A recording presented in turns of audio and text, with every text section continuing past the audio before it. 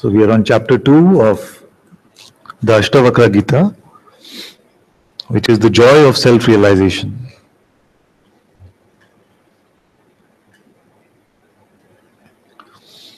Let me just run through the first few verses that we covered yesterday. So Janaka now realized through the pointings of the master what his reality is. And now Janaka is speaking from that space. And he's expressing the joy of self-realization. He says, I am now spotless and at peace, awareness beyond consciousness. All this time I have been duped by illusion. By this light alone, the body and the universe appear. I am everything or nothing. Nothing. Seeing there is no universe or body, by grace the self is revealed. As waves, foam and bubbles are not different from water, so the universe emanating from self is not different from self. Look closely at cloth, you see only threads. Look closely at creation, you see only self. Then verse number 6 says, as sweetness pervades sugarcane juice, I am the essence of creation. As sweetness pervades sugarcane juice, I am the essence of creation.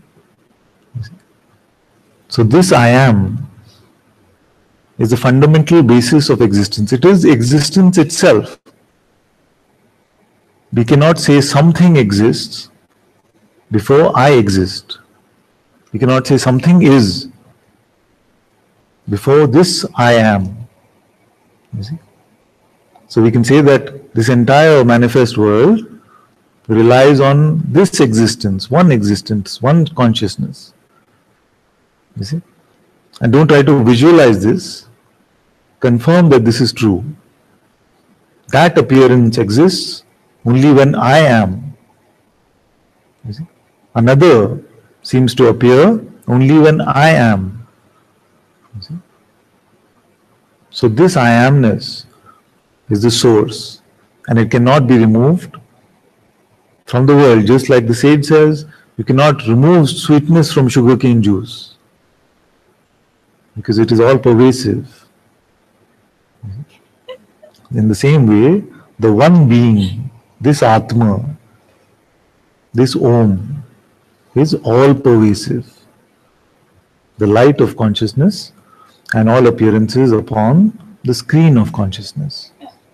You see? So with this, the idea of me and another starts to fade away. You see, the idea of separation starts to fade away. Because we check, where is all of this? Where is all of this? Is it not inside me?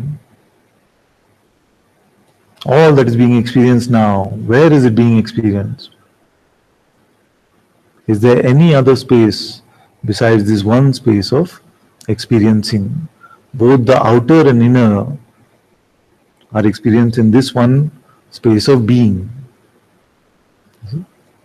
So, I am the essence of creation.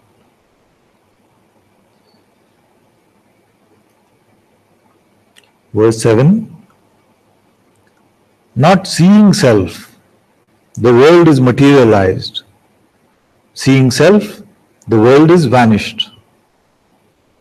A rope is not a snake, but can appear to be.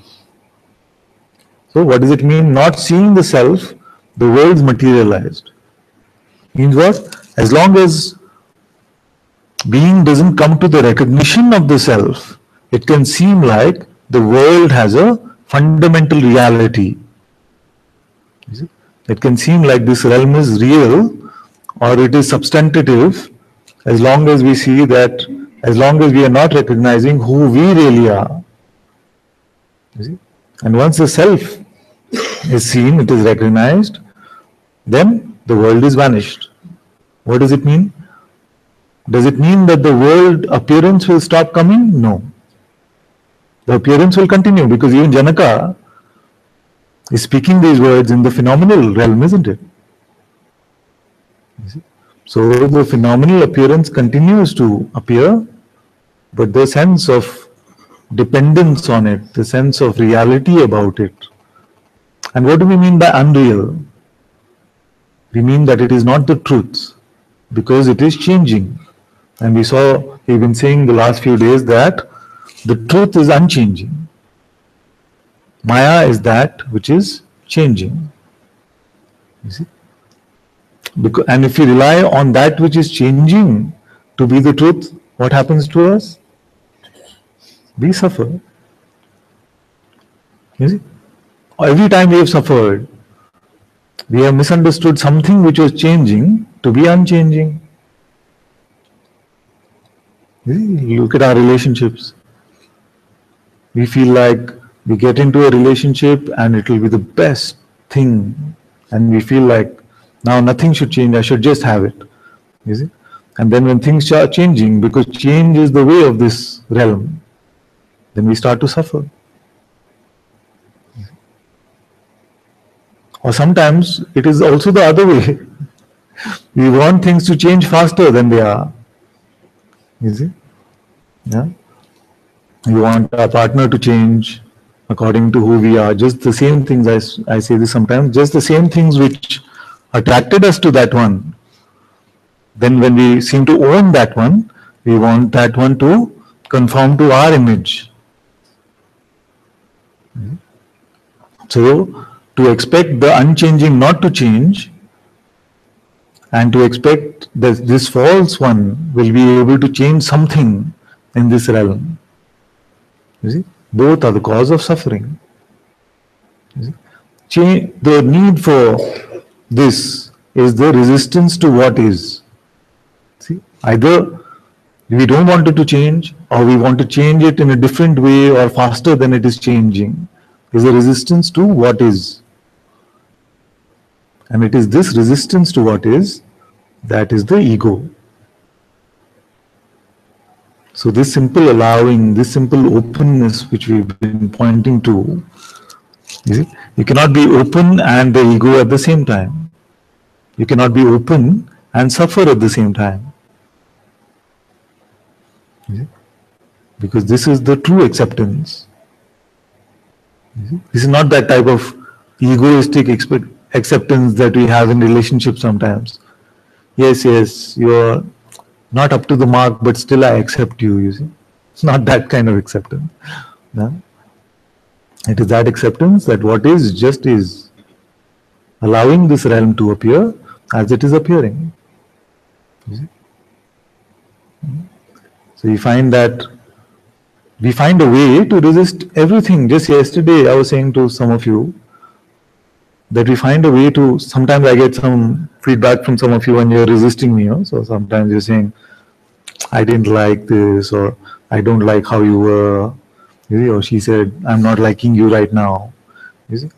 And even that, when you just check even quantitatively, usually is based on a projection that we have. You see? So we can resist this life, everything in this life, this teaching, the inquiry, the teacher. Basically, it is the unacceptance of our own self. We want to make something out of nothing. You see? This attempt to make something out of nothing is the fallacy. I will become something. I will become free. I am free now and I'm going to keep it. All of these ideas which still lead to this idea that I am still something. Can we accept our non-phenomenal reality? That we don't really exist as people firstly, as an ego firstly, and secondly, this phenomenal appearance is just like a tiny toenail in terms of the reality of who I am. You see? Can we accept that we are nothing? And not acceptance mentally, but can we come to terms with our direct recognition of who we are, instead of giving that also to the mind and make something out of it? With me? With me?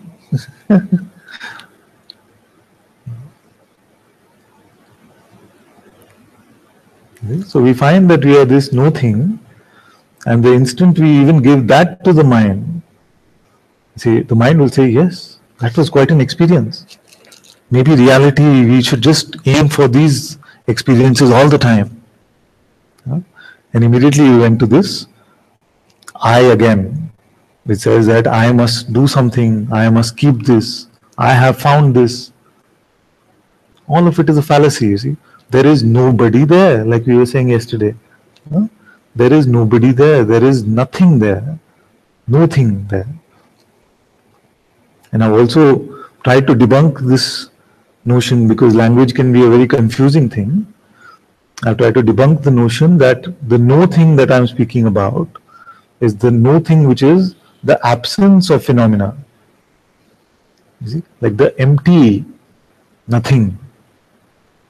You see? The no thing that you are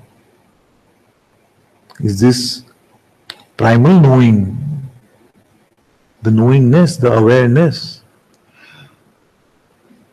You see? I want to say intelligent, but even the word intelligent will not suffice for it. It is beyond intelligence. You see? It is that from which all this comes. Consciousness is just an aspect of this. What must that be? Of which consciousness is just an aspect. Of which God is just an aspect. And from that aspect comes all of this. Light, sound, biology, physics, this crazy world of these spinning balls, you see? Trillions and trillions of planets, these tiny balls spinning, you see, and expanding. All of this is coming out from an aspect of you. Can you fathom your greatness? You cannot actually. What are you? That you start moving in one direction, you see, in this realm of appearance, you start traveling, even at the speed of light, you will not come to the end of the universe. What are you? That this is born within you. Unlimited potential for experience, unlimited time, unlimited space. You see, infinite infinities come from within you.